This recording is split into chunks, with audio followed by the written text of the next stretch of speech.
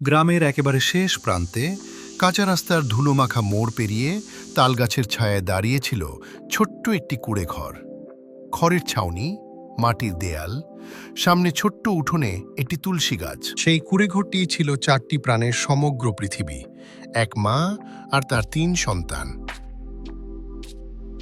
বহু বছর আগে স্বামী শহরে গিয়েছিলেন কাজের খোঁজে, তারপর আর ফিরে আসেননি। কেউ বলেছে দুর্ঘটনা, কেউ বলেছে হয়তো অন্য কোথাও নতুন সংসার, কিন্তু সত্যিটা কেউ জানে না।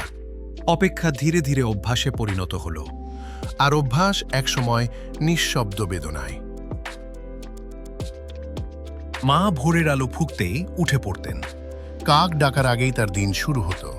কারো বাসন মাজা, কারো উঠোন ঝাঁট দেওয়া, কারো কাপড় ধোয়া। দিনভর পরিশ্রমের বিনিময়ে মিলত সামান্য চাল, কখনো একটু আটা। তবুও সন্ধ্যায় ঘরে ফিরে তিনি হাসি মুখে বলতেন, আর একটু ধৈর্য ধরো, একদিন সব ঠিক হয়ে যাবে।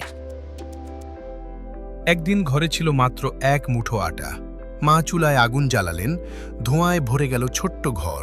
তিনি মন দিয়ে 3টি রুটি বানালেন, নিজের জন্য কিছুই রাখলেন না। মা, তুমি খাবে না? আমি আগেই খেয়েছি বাবা। কিন্তু তার চোখের কোণে জমে থাকা জল সত্যিটা বলে দিচ্ছিল। রাত গভীর হলে, যখন শিশুরা ঘুমিয়ে পড়ত, মা তখন চুপচাপ কাঁদতেন।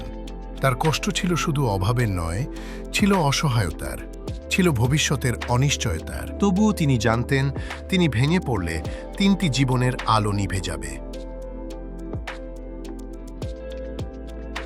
বছর কেটে গেল, বড় ছেলে পড়াশোনা চালিয়ে গেল।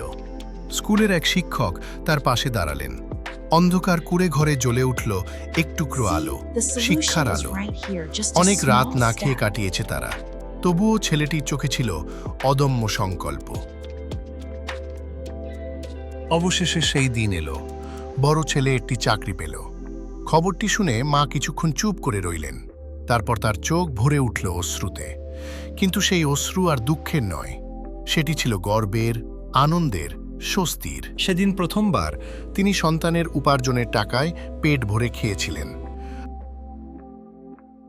এই গল্প শুধু একটি পরিবারের নয়, এটি অসংখ্য মায়ের ইতিহাস, যারা নিজের ক্ষুধা লুকিয়ে সন্তানের মুখে হাসি ফোটায়, নিজের স্বপ্ন বিসর্জন দিয়ে সন্তানের ভবিষ্যৎ গড়ে তোলে।